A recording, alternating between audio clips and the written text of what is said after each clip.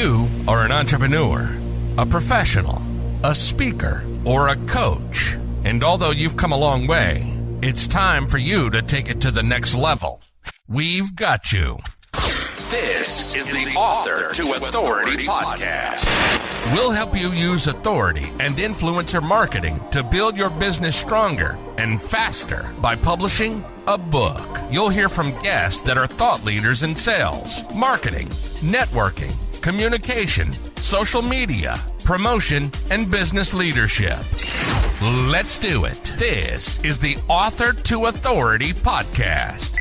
And now your host, the extraordinary word ninja, Kim Thompson-Pinder.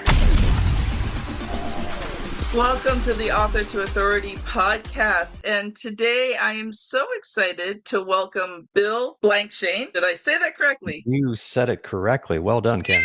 Yeah. Actually been set up to the show. Today we're going to talk about lead with a story. And I think in today's world, there has not been enough taught to entrepreneurs, professionals, coaches, and speakers on the power of story. So I am excited for today's conversation because I think it's an underrated tool that people don't use. And yet it's one of the best ways to connect with your audience, with potential clients on social media. So Bill, I am so excited for today's conversation. Well, I'm excited to be here. I love talking about stories and storytelling and how to leverage that to build your platform, build your brand, build your business, and get your message out to the world. So glad to be here. So Bill is the founder and chief story architect of Story Builders, and I love delicious titles. So Chief Story Architect. And he has a creative team of storytellers who share his passion for helping people live a story worth telling and serving them with excellence in genuine, high-trust relationships. Story Builders tell stories that make the world a better place by creating compelling books and learning experiences that turn ideas into greater impact, influence, and income. Bill, I want to dive into your 5-step, but just quickly, can you share a little bit with me about how you became the chief story architect of Story Builders? I certainly can. And I will keep this brief, but I'm going to rewind and go back to when I was a kid. When I was a child, I love stories. I love storytellings. I read all the time. I was the kid that read the front and back of the cereal box 5 times every morning, right? Just soaking up words. And then as I got older, life kind of pulls us in different directions. And so I ended up getting involved in education, helped start a private school, ended up teaching a lot of storytelling, developing curriculum, all those kind of things. But at the end of the day, I wasn't doing writing. I wasn't doing storytelling, which I really felt called to do. And so eventually I stepped away from that, which is a fun story in its own, with 6 kids and no income for a year, to pursue this new path. Worked harder than I'd ever worked.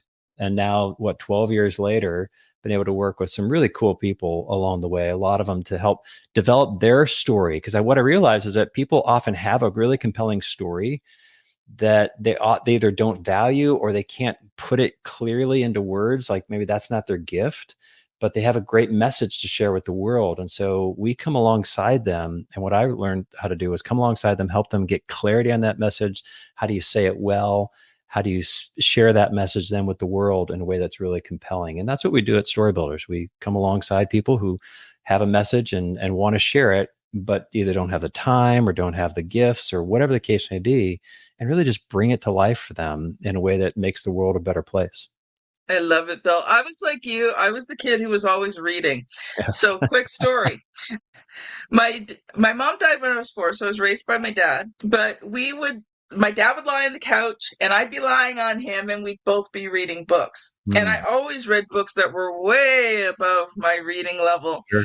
And I would interrupt my dad. Dad, what does this word mean? He's like, I'm trying to read my book. Come on, Dad, tell me. He's like, I wish you'd stop reading books that were so hard for you. But the other ones are boring, Dad. Yeah. Oh, yeah. Yeah, totally. And the funny thing is, Kim, for many, many, many, many years, I just thought everybody has this same love for words and everybody can read it. Everybody has this. And it wasn't until I think it was Marcus Buckingham's book, Now Discover Your Strengths, that I read that and did that assessment and realized there was this strength called input that I had that it enabled me to hold a lot of information suspended in midair, if you will, and be able to absorb it and hold it and work with it. And it was a unique talent, a unique gift. And not everybody has that. They have other gifts and other talents. And so once I realized that, I realized, I love to do that. If I could lean into that, I could help a lot of people in that way. That is so cool. I haven't taken that test. I'm wondering where I would sit on that scale. Yeah, it's a helpful test. It more give you some kind of general themes of where your strengths lie. That is cool. Bill, you said something at the beginning there, and before you get into your 5 steps, I just want to just touch on this. You said something very interesting. You said people don't believe they have a story. And I think that is one of the crucial things that actually stop people from telling their story. Sure. And, when you look at people like professionals, consultants, speakers, coaches, the audience of Author to Authority podcast, Sure. they don't think they have a story. Sure. We're both publishers, so we both deal with people, where, our books are a lot of teaching, training, but we always also tell people stories in those books. And so many times I've had clients like, well, I don't have a story to tell. And I'm like, yeah, you do. Right. You just do it. And so we spend time to figure out, what is the story behind the book? Have you found that to be true as well? Oh, absolutely. I think it's part of our condition as humans. We undervalue what feels normal to us, right? We're used to our story, and so we figure there's nothing special about it. And it's true. I think as some of the wisdom literature says, there's nothing new under the sun, right?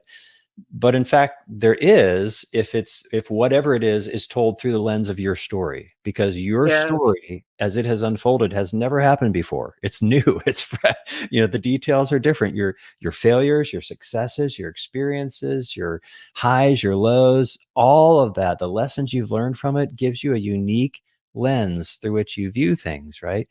And so it's not just about creating books, although I think you and I both do that all day, every day. But then how can you help other people, right? And that's where we develop learning experiences, because often people we work with, they have a book and we help them create digital courses or workshops or trainings or programs. We work with people like John Maxwell and Kevin Harrington. We work with Zig Ziglar's family and so forth to really, all right, how can you position those ideas to then walk other people through to do what you have done and learn what you have learned so you can pass on those things, right? And so that's where I think really a lot of the magic happens. Is taking those ideas, turning them into something really cool. Boy, I think you and I have shared some of the same path, because, it's the same thing here at RTI Publishing. We might do it from a slightly different angle. When I work with the professionals, consultants, speakers, two of the things we do is we develop out their thought leadership. So how do they express who they are, what they do, and how they can make a change in somebody's life in a way that's concrete, succinct, easy to say. And then we expand that out into a book.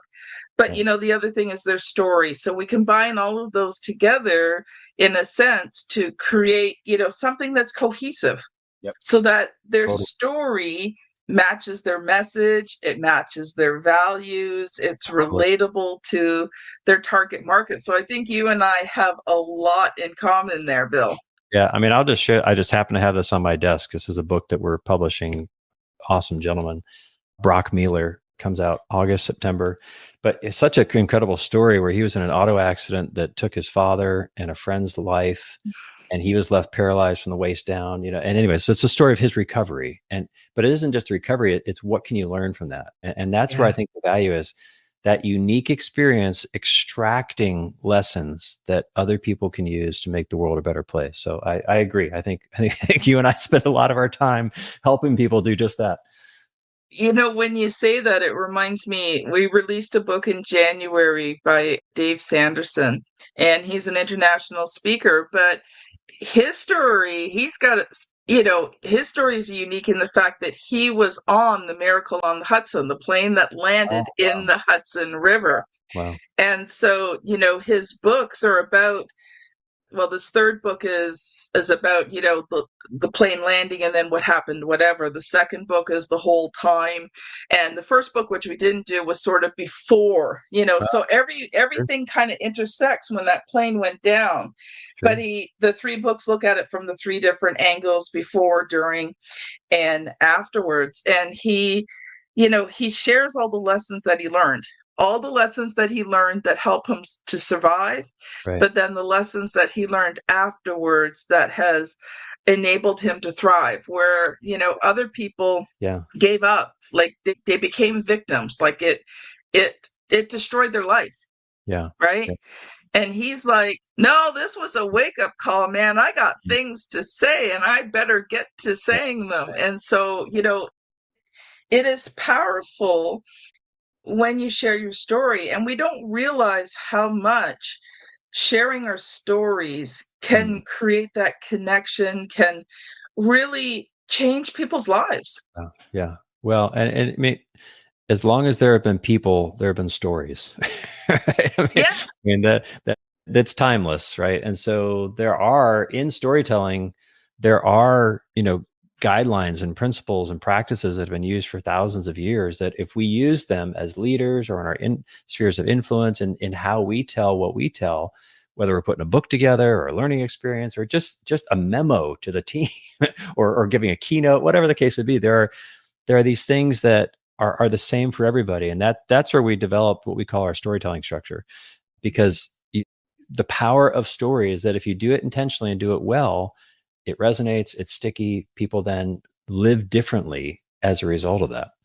I love how you said intentionally, because it's not just about telling any story. It's about telling the right story to the right person in the right moment. So, Bill, and the story will look different to different people at different times, and the same story can be told many different ways. Absolutely. Well, it's funny. Our pastor at our church once decided to survey the congregation after he had preached a sermon to find out what did they get out of the sermon. And everybody got something different. And most of it was not even related to his sermon in any, and he's like, that's the last time I do that, because it was scourging. But you were so right. Like, every story is going to resonate. Yeah. Bill, I want to shift gears because I want to give you lots of time. And at the end, we're going to talk about publishing. And I won't ask you the normal question because I think we'll have the publisher conversation today. But Bill, I would love for you to share your 5 steps to, creating that story. Sure. I would love to. So our storytelling structure is really a structure that you can use to create any kind of compelling content. It could be a blog post, could be a social media post, could be a book, could be a chapter of a book, could be a learning experience, whatever that case might be. Again, it just relies on the rhythms of storytelling that we as humans have used for thousands of years. And so there's 5 steps to this process. So step number 1, attention. First, you have to get people's attention. You need to draw them in some way. Now, in order to do that, you actually have to give thought to, what do these people want? What does my audience want? Where are they at? So a lot of people, when they speak or they say something or they share something, it's coming from what they want and what they're thinking and what they want to put out in the world, without much thought as to what is it that they want. And so the thing you have to be careful with this, though, is a lot of people try to get attention in an inauthentic way. I remember I had a conversation with somebody, I was working with them on a project, and they were doing a social media post, and they were, even the 15 minutes that we've been talking, you got the idea. I'm probably not the get the crowd riled up, cheerlead, dance on the stage kind of guy, right? I'm just more reserved. And so, but they were saying, hey, here's what you need to do on social media. You need to jump around, you need to wave your hands, you need to act zany, because that's what gets people's attention. And I just looked at him like, do you not know me by now? That's just not natural to me. If that's you, that's fine. That's great. Do it. But it wasn't natural to me.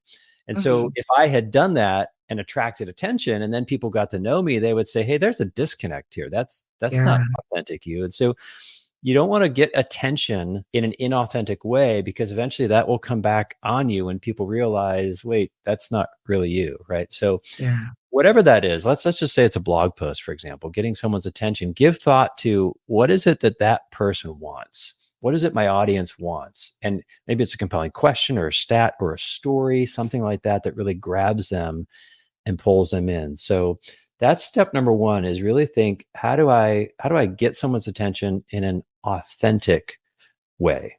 Mhm. I love it. I love it. When you were talking about that authentic way, I think, you also has to be authentic to your target market or your audience or who you're Sure, speaking to. sure, For me, I deal with very high level professionals, a lot like you, sure, right? So if I got on social media and I was jumping up and down and waving my hands and all that, you're sure. not going to see me as a Good point. professional. You're just going to think I'm a quack, Right, right? right, So not right. only authentic to you, but I think it also has to be authentic to your audience. Oh, I completely agree. One of the awesome people I work with, Lewis Howes. Lewis has a big social media presence. And I got to tell you, I know him pretty well at this point. And what you see on social media is what you get behind the scenes and on his show. Like, it's the same person. Yes. And his audience expects that, and that's his audience, right? So you're absolutely right. Not only do he, whoever, has to be authentic to who they are, it needs to be something that actually resonates and connects with his audience, right? So if his audience was like, no, we want someone who's like all over the place and jumping up and down and doing, all right, well, then it's probably not going to be a fit, right? So that's a great point. But the second step in this process, so attention is one, you got to get the people's attention. But the second step thing you need to think about is, what is the tension? So attention, what is the problem that I'm trying to solve?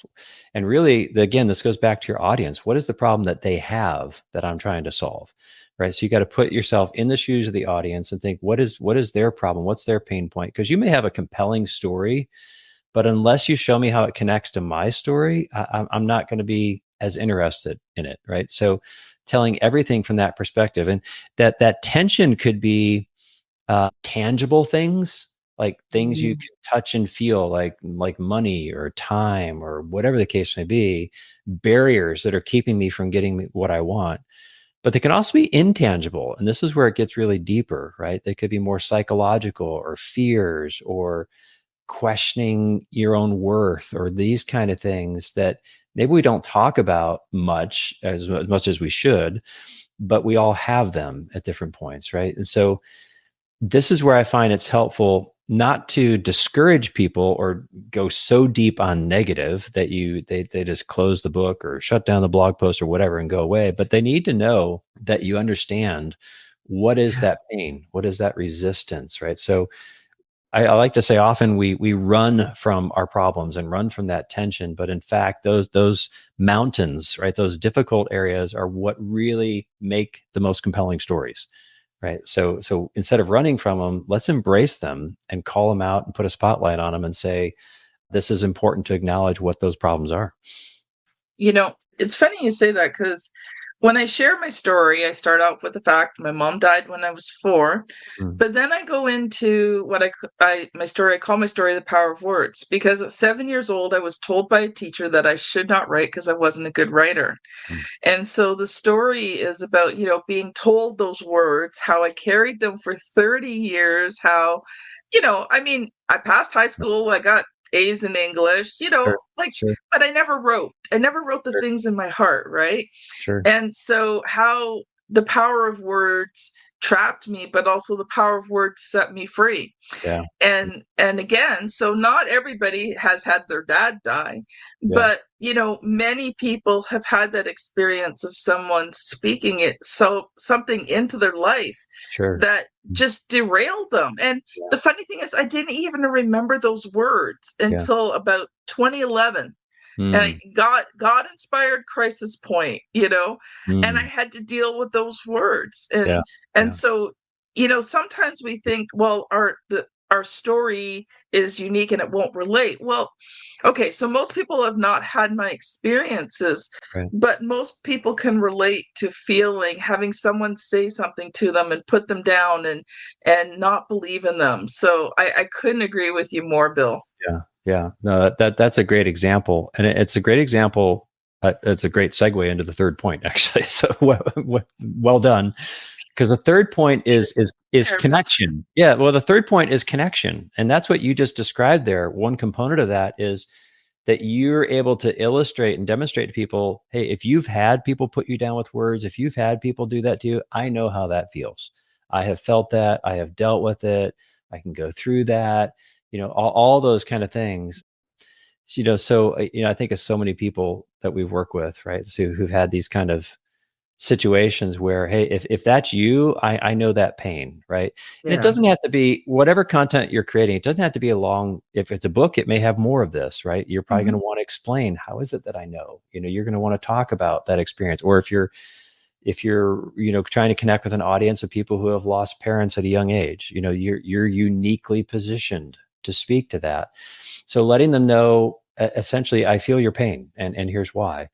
That's one component of connection. But the other component of connection is not just you feel their pain, but you actually have the credentials to show them a way forward, right? Yes. So if all of your story was, my teacher said I couldn't write, so I don't write. That wouldn't be much of a story. But for you to say, hey, podcast. Yeah, I know. So you could say, for now, you can say, hey, I understand your pain and I've written these books. I've done this. So I've gone from A to Z. I'm on it can be done. And I'm the one who can help you do that. Right. So it's setting you up as that trusted guide on this journey, setting you up to kind of walk that pathway in a way that people are nodding and saying, okay, I'm not only am I open to hearing what you say, it sounds like you might have something of value to say to me. And so I'm listening. Right. And communicating that. And if it's in a blog post, it can be a really quick explanation. If it's in a book, it could be the bulk of a chapter or whatever the case may be. Right. So it depends on the format, but that's really the essence of that connection piece there. Number four leads right into solution. What is the solution that you're offering them? Right. So you've got their attention, you've identified the problem, you've connected with them. Now they're like, all right, tell me what to do. What's the answer here? If this is a book, big picture book, then that's the main message of the book of this is the solution I'm offering. I think of one of our awesome story partners, Greg Cagle. We've worked with him for many years, developed several books. One of them is called The 4 Dimensions of Culture, right? How leaders shape culture in their organization. And what we've done with him is develop with him and with John Maxwell resources to help people apply those, right? So what we created this 4 dimensions of culture that really visually brings the solution to life, right? And that's a key element. So you want to have the solution, something that you can give people that says, this is the path to follow. These are the steps. Yeah. So a couple components that I found to be true about this. One, you want to name it, if at all possible. Name the solution. Give it a unique name. Just naming something makes it something, right? Something sticky to talk about.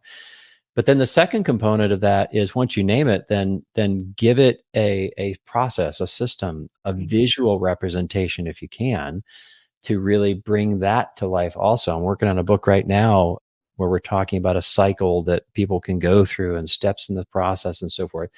But giving it framework and definition. Now, as I'm sure you know, Kim, in order to get that, you got to dive into some complexity to end up with simplicity on the other side, right?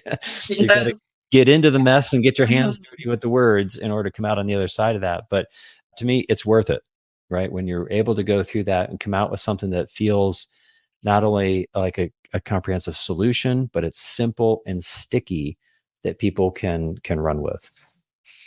Okay, we're starting to get low on time, so I won't need any comments on that one. Number 5 is action. Number 5 is action. So we've got attention, tension, connection, solution, and action. Pretty much, what do you want people to do, right? If it's a blog post, what do you want your reader to do? Do you want to leave a comment? Do you want to do something different in their life? If it's a chapter, what do you want them to do with what they've read? So many times I see people put something good out there and then just leave it with, well, what do you want me to do with that? And that was interesting, but okay. And we live in a busy, fast-paced world, easily distracted. So if I don't have something tangible that I'm called to do with that or connect with or something like that, then I probably won't, right? And so for you as a speaker or an author or writer, it may be obvious to you the next step to take, but you have to realize, again, thinking of your audience, it might not be so obvious to them. So put all those 5 steps together and you can create some really compelling content regardless of the medium you're working in. We teach the create method, and the E in create is engage and educate.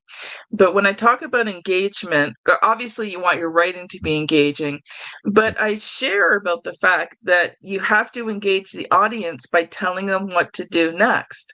So if they're reading your book and you don't give them options to connect with you, Sure. guess what? They've read their book, and what do? They put that thing down and they forget about you. So, you have to tell them and direct them Yeah. to what you want them to do next. Yeah, absolutely. And I think that's a great component. Like a lot of our story partners who create learning experiences in their books, they like to put things, hey, here's a QR code, here's a link, some way of following up with me in order to, because that's where a lot of the authors can make money with books, even at a higher level, is next level coaching services or speaking or whatever the case may be, workshops, trainings, all those kind of fun stuff. But yeah, given thought to what's next, what's the next step? Always be thinking about that. But where do I want them to go next? Love it. We're going to shift gears, Bill. Not only are you an author yourself, but you've authored and help authored many, many books. So, I would I don't want to ask you the normal question. So, but let's talk a little bit, in terms of, consultants, professionals, speakers, coaches, those types of Sure. people. When you look at publishing, what do you think are some of the best options for them? Yeah. My answer is going to sound like I'm dodging the question, but I'm really not. The answer is it depends. I'm literally at any given time, we've got our hands in everything from someone who's purely self-publishing, and we offer really professional self-publishing, all the way to high name, high recognition, traditional publishers, right? And everywhere in between. I literally was just working with half a dozen agents right now with a gentleman trying to find the right literary agent fit to pitch to a traditional publisher, right? So the answer is it depends. It depends a couple things. First of all, it depends on someone's platform, and it depends on their audience, right? What kind of reach do they have? Because traditional publishers really want to know, how many books are you going to sell if we do nothing without us? How many you're going to sell? And then if we can partner with you, how many might we sell together, and what might that look like? Because better than 70% of books lose money for traditional publishers. And so they're looking for the ones that'll catch fire. But there's so many great options in the hybrid publishing space, whether it's with us at Storybuilders Press. I think you do some of this as well, and there are many others, and you can do them at a self-published level as well. The key for me is just the quality, right? It's easier than ever to bring a book to life, but the challenge is getting a book that you can really be proud of, that represents you and your brand exceptionally well, and that positions you then to monetize your whole entire IP, intellectual property ecosystem, right? Because that's what it's really about. It's not a one and done. It's I want a book, and it fits into the bigger picture of my business of what I'm trying to accomplish. And so that's where we really love to hang out. So I think the word you mentioned, drew out before, intentional. People being intentional about, where do I want to go? Which path best positions me for that? And that's, the kind of stuff we do all day, every day, helping people guide into the best path for them. Yeah, ultimately our clients self-publish, but we help them do the complete process to self-publish. I don't have connections with the traditional publishers, but I think, you talked about quality. And I think that is the key issue. If you can produce a quality book by yourself, Sure. and you want to do it, go for it. Sure. But, unfortunately, and I've heard it out of gurus' mouths, so I'm not just making this up. I've actually heard people say this, but I've heard people say, well, just slap something together so that you can call yourself an author, you can write it in 3 days, and you can be published in 30 days. And I want to slap those people. I really, really do, because those books are not effective. Sure. And especially when you're looking at what we do at RTI Publishing is books that you use as marketing tools to build your business, they Sure. have to be excellent. They're never going to be perfect. So audience, Yeah. if you're thinking I need a perfect book, please just Yeah. strike that word out of Right. vocabulary. It's Right. never going to happen. Right. But, an excellent book, and Yeah. that quality, I think, is the issue. Whether you go through traditional, whether you go through hybrid, whether you completely self-publish, Sure.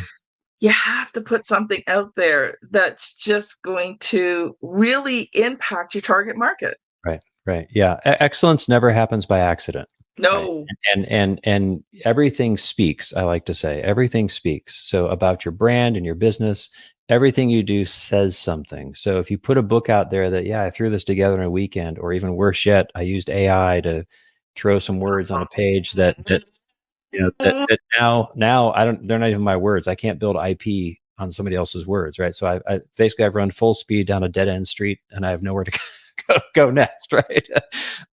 But and then you wonder what happened to you when you hit the wall. Right. You wonder, like, why this whole book thing just didn't work out for me. Well, that's because you tried to take a shortcut. And, a good friend of mine, Steve Smotherman, he's a pastor in New Mexico, a large church. He likes to say, you can either take shortcuts or detours, right? And shortcuts, trying to shortcut a challenge, shortcut your way around thing, usually just ends up as a detour. You end up back where you started. Except now you've got a higher cost, or you've got a problem to fix, or something like that.